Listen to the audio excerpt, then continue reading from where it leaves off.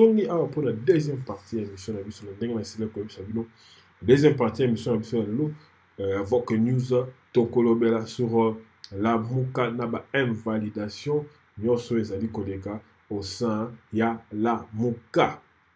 Avant tout le belango na kosenga na bandeko ba pour la première fois bo s'abonner sur notre chaîne YouTube Vox Info TV bo fina sika ba komi abonner et bo fina sika ba tie cloche pour na kozwaka ba news na biso.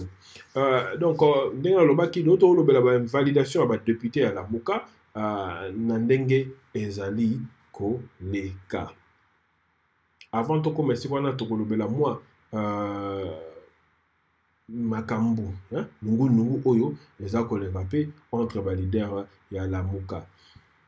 To sila komona ndeko Moïse Katumbi na kana ye ba déclarer que ndeko Moïse Katumbi akosala safari oyo okokende partout. Et boyebi polémique kozaki na simala ndeko Jean-Pierre Bemba passer ko baya kozonga azali kozonga et ndeko sele komona mona mboka Martin Fayulu sele kosala vidéo pona kolobela yango ke azali ko yamba mwana mboka Moïse Katumbi. Batumbi côté ya Katumbi basepela ki na yango te et basala ki ba déclaration o il fallait basala pona ko s'en prendre na mwana mboka Martin Fayulu. Mais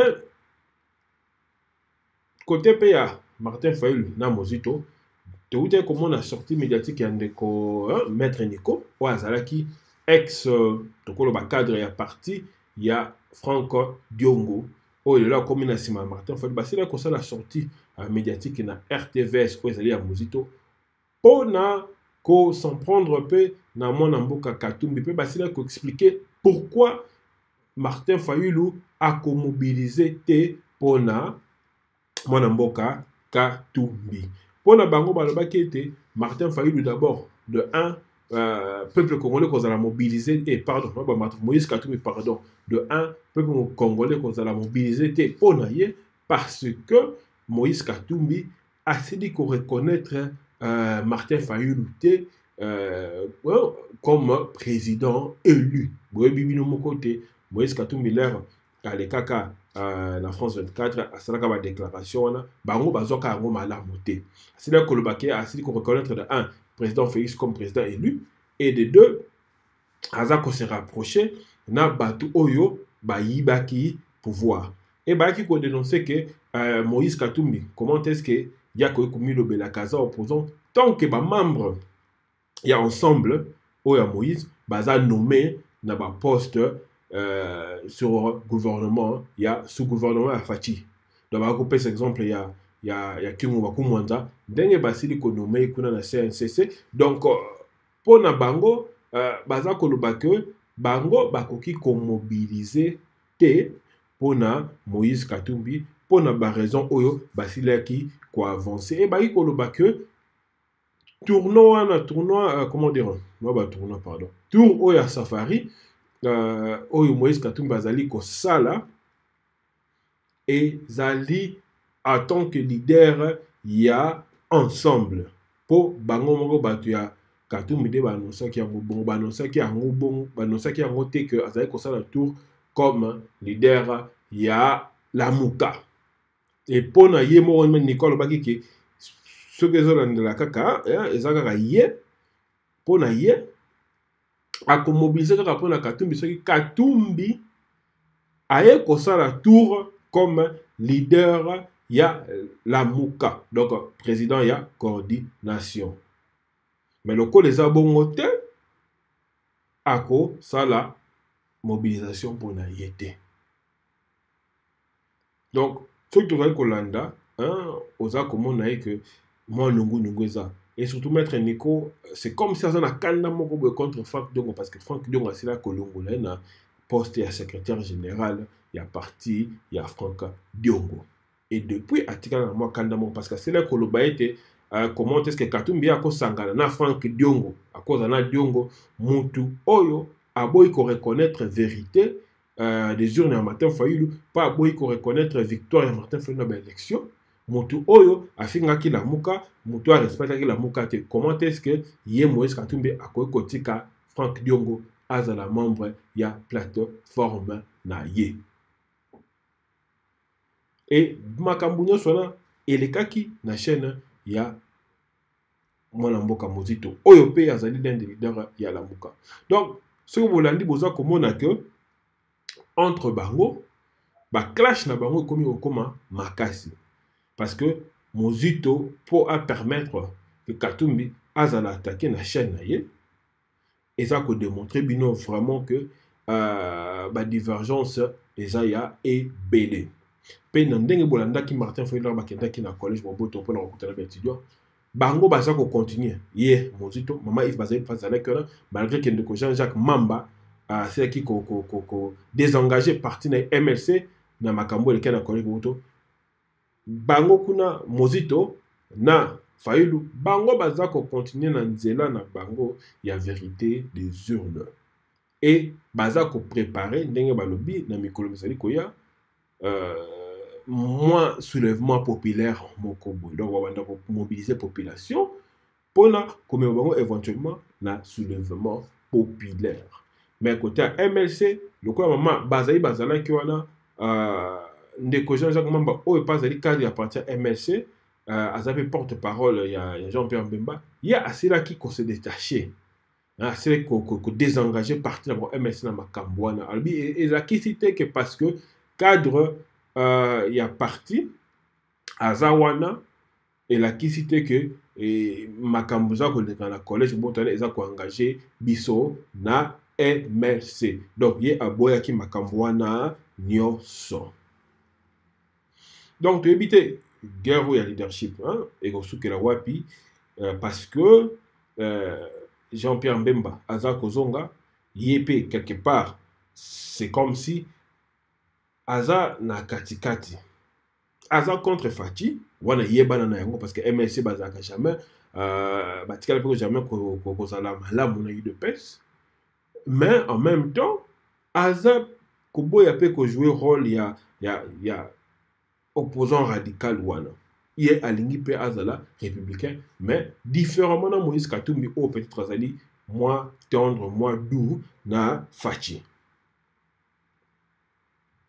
sikoyo na bango nyonso wana lelo tomi komona que na projection oyo na élévation ba pesa ki maboko ba pesa Martin Fayulu bango ba komi kokoma na poste ya Martin Fayulu pona mobilisation na bango mais nga naza komitu na boy est-ce que Jean-Pierre Mbemba azo sala jeu doux na Martin Fayulu kaka pona retour na ye pona ka kozonga na terrain batu bayambi ebele alakisi na face ya monde que azaka ka populaire est-ce qu'on continue à causer la malamu na Martin Fayulu pour moi c'est difficile à comment Jean-Pierre Mbemba kondima causer la simana Martin Fayulu mais même Moïse Katumbi yepé toka kike asida kutinda délégation na Kinshasa pour na basolula na Martin Fayulu ba meka kobongisa makambo parce que yepé azana posa bayambaye à Kinshasa la sabatu ko populaire et pour faire cela il faut convaincre un peu ba leader ya Kinshasa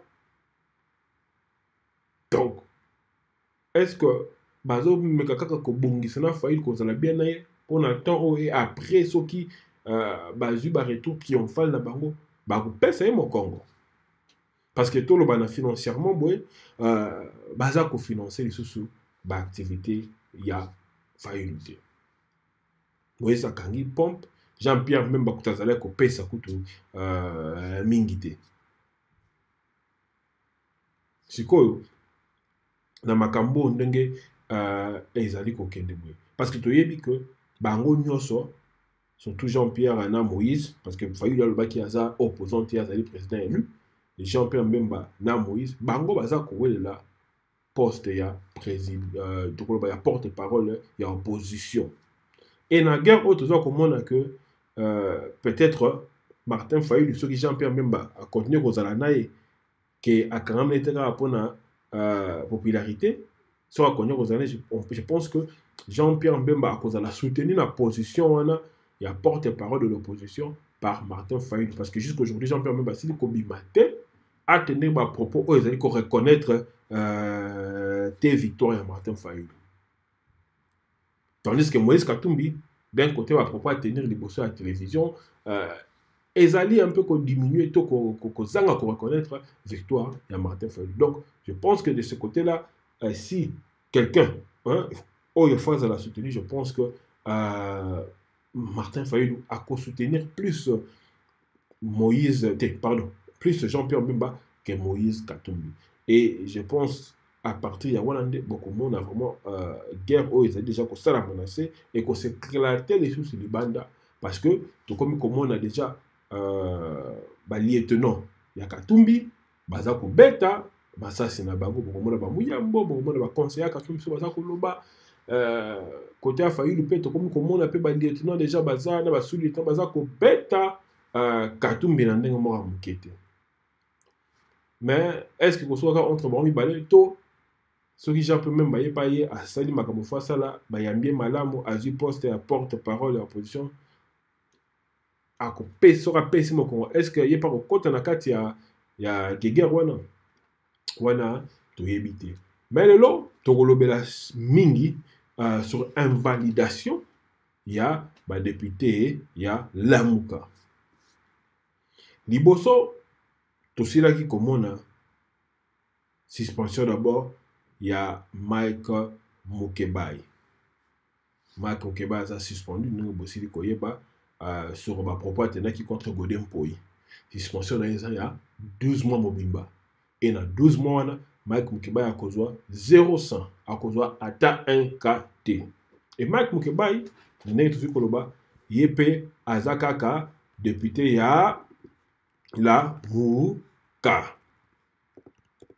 Tokanisa ke kosuka wana mais na ndenge bosili koyeba ete na ndenge toza koloba boye ba contentieux électoraux eza ko salama kaka. Donc batu oyo bamemaki bandeko misusu baganyaki bamemaki bango na cour constitutionnelle mpona koréclame ke baganye te et ke bango nde fo baza na place na bango baza ko continuer toujours kolandela ba dossier wana. Et na makambo wana tosila kozwa ba rechuter mingi liboso ezaki ndeko Jean Goubal na ndeko je pense ndeko Chérubin je pense bango nde bazaki invalidé et bango nyonso mibale baza kaka ba député ya Lamuka. Na invalidation ba ba invalidé bango ba remplacer ki bango na ba membre ya cache je pense non ya cache te ba membre ya PPR 2. Donc bazwaki ba invalider ba ndeko wana et ba remplacer bango na ba membre ya PPR 2. Et si là qui wana te même na wana ba commenter qui parce que chokaki batu mingi comment est-ce que bato baza vraiment élu bazala invalidé en faveur ya bato yo peuple elingaki sous ko travailler na bango te bato ya Kabili o banyokoli peuple pendant 18 ans. Hier lundi 10 juin liste ya ba invalidé mususu soyo kobima et na kati ya liste wana ezalaki kaka bato ya opposition. Soki to na liste na mana bokomona na ba kombo na kati kombo pe ya ndeko Daniel Safu. Na kotanga na bino biso na voix contre komaki mo article sur yango tosila koloba boye. La Cour constitutionnelle a invalidé 15 autres députés nationaux hier soir. Parmi eux, Daniel Safou, invalidé au profit de Doudou OTT, au Azali à PPRD. Donc, Daniel Safou va invalidé, va remplacer Pan de Doudou OTT, au Azali P, na Katia FCC. Na vice-gouverneur, Yépi Basili, qui a invalidé Noro Mbungu, va remplacer Yépi Lissousou, na Moutokaka, ya PPRD.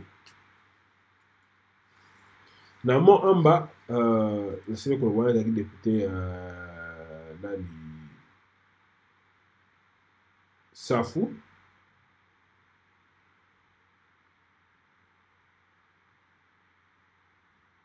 Je pense que Kotoana. Ouais, donc, on a côté le député Safou. Et tu as le député Moussou il y a MSCP, de Raphaël Kibuka, il n'est pas qui invalidé et va remplacer na Madame Ingele. Oyopa Zali Moutuya FCC. Et dès que tu as Koloba, va invalider 15. Mais avant, on va invalider qui déjà. Je pense que comme le nombre à une vingtaine, je pense que l'on reçoit un nombre d'avant dans le Bino. Dès que vous allez Koloba, cours constitutionnel, et ça continue toujours na ko invalida ka batu. Et sauf que tali siko na makambo ndenge ezali kokende. Ba député to bazo ko invalider ya opposition, MLC nde aza ko perdre ba membre belé. C'est comme si pouvoir na bango bazala ki nango ya kozapela ba député baza ko réduire yango na kati ya Assemblée nationale. Jusque na moment tout ça que le balabino MLC et perdre 8 sièges la carte de l'Assemblée nationale. Donc, comment qui sur Yango, tout cela les vents d'invalidation des députés nationaux ne cessent de frapper l'opposition parlementaire, particulièrement la plateforme Lamouka. Dans cette coalition, l'un des partis les plus frappés est le MLC. Depuis que la Cour constitutionnelle a débuté de trancher sur les contentieux électoraux, au total, 8 députés du parti cher à Jean-Pierre Bemba ont été invalidés. Bakumbo le Bango Zambo. Mbaou Daniel, il y a Mohamba, invalidé.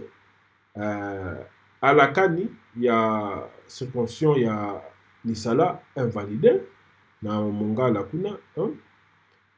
Ardingobe, il y a Bassan Koussuna Équateur, invalidé. Raphaël Kibuka, il y a Mohamba na Kinshasa, invalidé. Hakim Wanga, il y a Kungu, na Sudubangi, invalidé. Pablo Gadamoto, il y a Basobolo, na Norubangi, invalidé. Mekata, il y a Yahuma, na Chopo, invalidé. Dongo Mobutu, il y a Gadolite, na Norubangi, invalidé. Pour nombre d'observateurs, ces invalidations se font sous pression politique. Ils soupçonnent le FCC de Kabila d'être à la manœuvre. Donc, voilà, selon l'observateur, il dit que l'invalidation de Salama n'a pas pression politique. Parce que aussi, le Koye va être bateau basali comme cour constitutionnel, baza bateau bazalaka nommé par Kabila. Il y a aussi le Kolobana avant la MCC, que cour constitutionnel, on a bako travailler, loyauté na bango, et ça basé mingi sur Kabila. Est-ce que le travail de Baza Kosala, l'invalidation de tout Baza Kosala, est-ce que Kabila Moutazali ko manigancé, to ko jouer na sima, wana to yebité. Analyste Moko Asena Alobi, Raphaël Kibuka, par exemple, a obtenu plus de 28 000 voix. Il est numéro 2 dans la circonscription de Mont-Amba.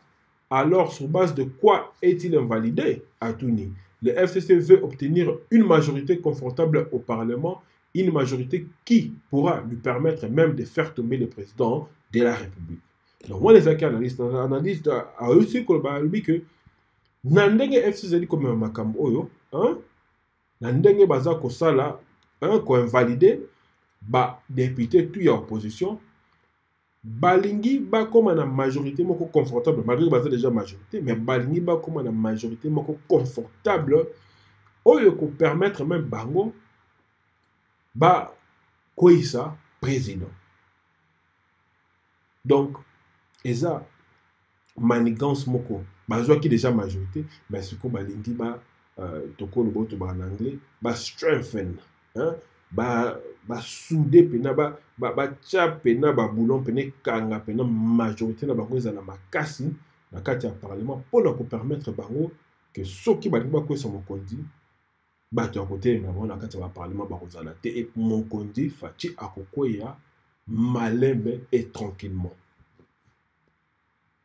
Parce que c'est bizarre, il y a comment on a que député, il y a opposition, parce que bango tout bazako perdre ba poste na bango kaka boye ya députation. Tomonaki même je pense que ndeko Georges Kapamba oyo azali nayebi zelo tazoluka makambo ndeko Georges akomaki. Bon, tomonaki ndeko Sonia Rolé oyo azali journaliste ya RFI asili koloba boye asili koloba à l'issue des scrutins de décembre 2018 le MLC de Jean-Pierre Bemba avait 22 députés et contesté ces résultats. 5 mois après, les partis dit avoir déjà perdu un tiers de ses députés, donc moins 8. Donc, dès le Sénat Koloba, MLC, Bazaki na 22 députés et Balongo Libango 8. Bazaki déjà Kobunda contre nombre oyo bapesaki bango il y a 22 députés. Parce que pour na bango yebaki ete peuple evotaki bango mingi koleka 22. Mais nakokende kobundisa pona kozwa ya mingi balongoli bango 8. Donc soko sali 22 moins 8 batikali na 14 députés. Donc quelque part c'est comme si baza koluka vraiment ko réduire en néant pouvoir ya MLC. Mwana mboka Mama Bazaï baya sila koloba boye asila koloba l'invalidation injuste des élus du MLC et autres opposants pour le remplacer par ceux honnis par la population équivaut à ouvrir une boîte à Pandore. Vos sales méthodes de déstabiliser et réduire le MLC au silence n'aboutiront jamais. Avec Dieu nous vaincrons. Donc avec Dieu nous vaincrons. Donc Wanezaki Maloba ya Mama Bazaïba. Pour la Mama Bazaïba, à lobby que eza ba méthode. Oyo la kabine za kosala pona bakangisa MLC munoko. Et pona yeko simba te parce que na nzambe bango ba ko longa. Donc tokotale là parce que batu baza koloba que parti à solo na mboko aleza UDPS parce que soki ezalaki UDPS na temps au baza ko invalider ba député na bango bolonga boyoka déjà ba manifestation bolonga boyoka déjà que mboka eza ko ningana. Mais comment est-ce que na lamuka, comment est-ce que na MLC na ensemble baza ko invalider bino mais ba base bino eza ko ningana te. Mutu moko eza ko bima ba manifestation moko eza ko salama pona ko bouger pouvoir to ko bouger cour constitutionnel wana ba yeba ete makambo baza ko sala peuple azali ko se plaindre yango te. Mama Yves Bazaï Balbi batiki nyoso na maboko ya Nzambe. Est-ce que Nzambe nda kokita pona kokende ko sala na cour constitutionnelle to yebite wana ezali ba opposant na biso ya Congo ndenge basalelaka makambo. Donc toza koyeba te kote wana alingaka lobani. Martin Fayulu peut côté nae asila koloba. La Cour constitutionnelle de la RDC se prend à son propre piège en invalidant les députés sans évidence aucune, sans recomptage de voix devant témoins et réclassification de résultats. Comment la Cour peut-elle justifier ces décisions iniques? Donc mwana zaki mwana mboka Martin Fayulu ponaye alobi ndenge nini Cour constitutionnelle et que cause ba décision ezali cause wana eux que Cour constitutionnelle ko ina kati ya piège na yimoko parce que bazali ko invalider ba député sans preuve, sans évidence, même sans qu'on recompte ba voix liboso ba témoin et qu'on réclassifie ba résultat. Comment est-ce que ça concerne? Comment est-ce qu'on invalider batou sans que vous recompte ba voix ya batou wana? Bo fandi kaka boye motoye alobi otenga na ganyaki tel moto nazaki ba voix belé koleka ye alobi no bo fandi sans même ko benga ba témoin, sans même quoi na ba évidence. Il y a prouver que Moutona l'équipe Moutona ba voix mais bon invalider Moutou. Makambo toza komona yango kaka na Congo. Même un de ko chef Kekuni yepe a sila ki ko réagir Hier, Asila Koloba Boye. Avec la nouvelle invalidation des opposants réellement élus, le FCC, en complicité avec l'appareil judiciaire, continue de provoquer et défier ouvertement tout le peuple congolais. Si le but est la confrontation, n'oubliez pas que la mobilisation ira au-delà de l'UDPS et du cash. Donc, pour Nandeko, Sef Kikuni, a lobby que invalidation en complicité entre Cour constitutionnelle, donc appareil judiciaire, na FCC, et ça pour provoquer que tout le monde appelle que défier le peuple. Donc, quand le peuple libende, quand le peuple bina libaya, alors ceux qui continuent à bouiller, bah confrontation au ya, dans le bail sûrement populaire, et cause la kaka entre FCC na ba membre UDPS na kashite et koleka. Donc cause la peuple mobimba bande ko ala muka na bande ko nyoso ba cause la ilongo pona ko telemela ba manigance oyo FCC eza ko sala. Donc na ndenge makambo yango eza ko kende soki toza kolanda toza komona vraiment que mboka ezali ko kweya na kati ya danger moko boye. Même ndeko Salomon SKD la ye pas s'il ko réagir Salomon s'il koloba la folie c'est penser qu'en faisant la même chose on obtient des résultats différents. Avec la Kabylie à la manœuvre, rien ne changera en RDC ces 4 prochaines années.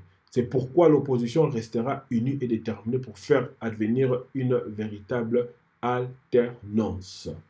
Bossi Koebate, moi Namboka Salomon SKD yé basidi a bazai ko akize président Fatina gouvernement ya copie mais la yé Salomon passeport.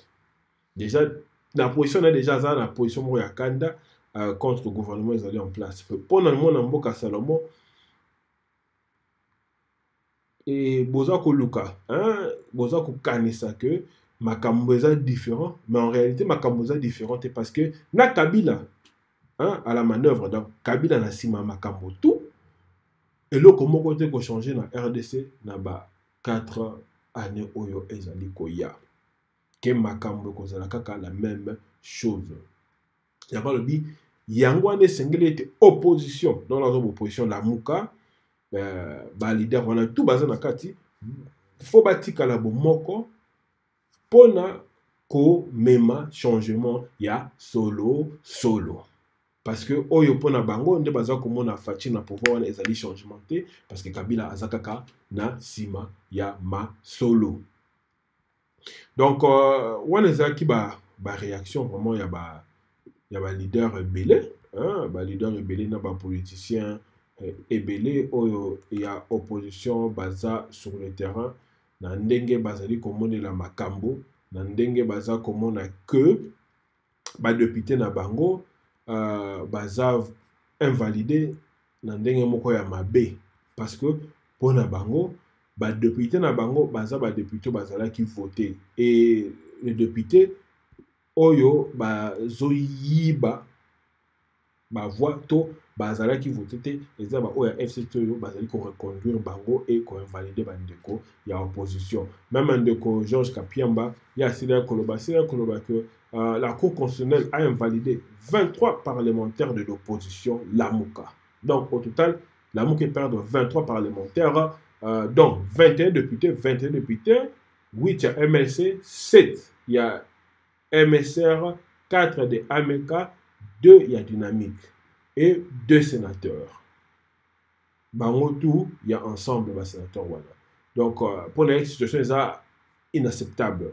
Donc, ce moment, vous avez que vraiment ensemble, MLC, tout on est à la Mouka, bango ne baza ko perdre. On a perdu déjà 23 personnes, 23 sièges, dans le Sénat, dans la députation. Et ça, bato akash beaucoup ko sepela bolobia oui ça bien mais en même temps c'est un danger aussi pour votre président.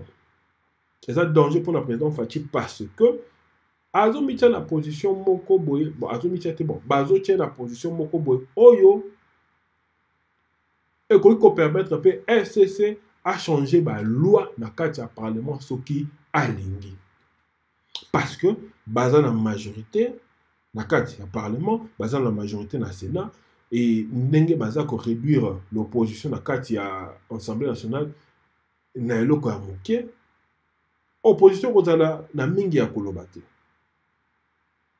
et kosala ete bato ya FCC o Kabila azali moto na bango o azali autorité morale na bango bazala na manœuvre ya mingi et bakoki kokotisa bamotion oyo ekokakize président na bafaute ebele to ekomemela bambebe ebele mpona komeka koéjecte. Mais maintenant, qu'est-ce qu'il faut faire pour éviter makambo wana? Moi, pour moi, je pense que toujours comme on a un niveau cash na la muka bacha ba différence na bango de côté. Na biki bato na muka ba koloba ki cash signaki partenariat baza ba partenaire na FCC mais ngana koloba que pour l'intérêt de la nation bacha ba différence na bango de côté ba meka ko tia stratégie en place on a ko bundisa gouvernement oyo na ko gouvernement te pona ko bundisa régime ya Kabila oyo ezali ko bata manase. Parce que vous avez une opportunité, vous avez un président qui est en opposition. Et il est déjà sali a gagné moi am ndambu na kati ya appareil ya sécurité ya mboka. Aza pe na moi backing, hein, aza na moi soutien ya mboka lokola ba France, ba États-Unis et soki la muka o pe bazali comme ma espoir, aspiration, un peuple congolais belé basangani na simanaye. Je pense que en travaillant ensemble, bakoy ko tia stratégie en place oyo ko permettre bango tout ba kende liboso pona ko déboulonner ba seko ko ba ko déboulonner. Mais est-ce que cela se fera? N'indimité parce que toyebi homme politique congolais n'enga travaillera pour l'intérêt na imoko et jamais pour l'intérêt ya peuple. Ba ko katsana le bango bakokanisa population te mais tozela nde na lobi bandeko la muka mingi bakoboya nde na yebi ndenge na sili koyebela bango ndenge barazonaka bakobude yango bakolobake fatia sisa makambo ye moko a bandaki quelque part baza na raison ya koloba ndenge basili koloba parce que basepelaka te miso balobaka baavertisaka bandeko ya cash place boza kokota bazokendokanga bino ni makoko klebowa mais bandeko ya cash bayokaka bango te.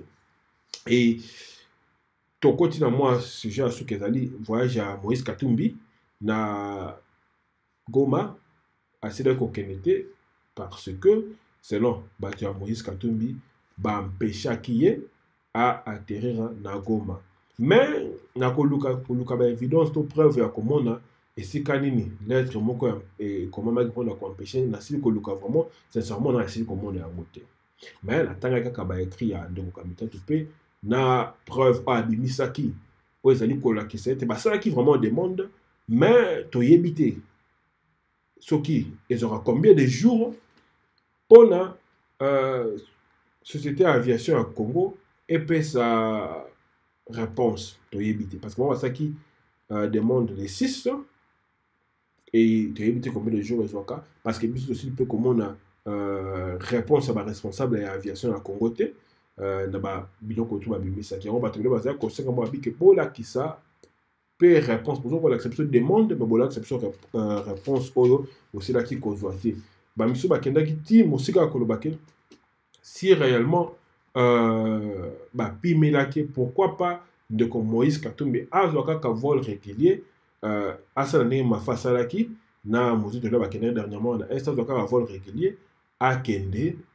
kosala makambo oyo azali koluka kosala kuna na est donc kosala safari na ye et combien la population parce que mobilisation salama quand même bato ba kebe na roko ya mbaye malgré que bande konaye misusu ya elle misusu ya la muka bazali kolobake aza kokosa aza ko annuler yango parce que mobilisation est faible mais ngana mona ki ba image mona quand même na zoki neta ko noter mobilisation quand même ezalaki bato bazalaki na repos bazalaki vraiment kozela bamama misu mpe basilikaki misu balongolaki kuna bilamba mpona kolakisa mécontentement na bango na ndenge Moïse asilaki kokoma te na Goma.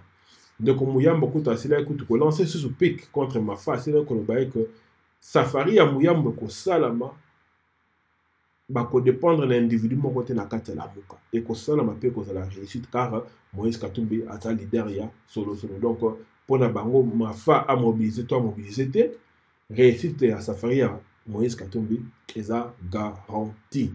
Et côté à peu près de bagage, ça qui paye, de Chadoua, je pense, comme on est jeune, à peu près de secrétaire, ce qui général, à peu près de Naïbi, souvent, il y a cela qu'on a été Moïse Katumbi, Atika, côté la victimisation spectacle. Donc, pour les Moïse Katumbi, c'est victimisation, c'est ça, spectacle, ça, là.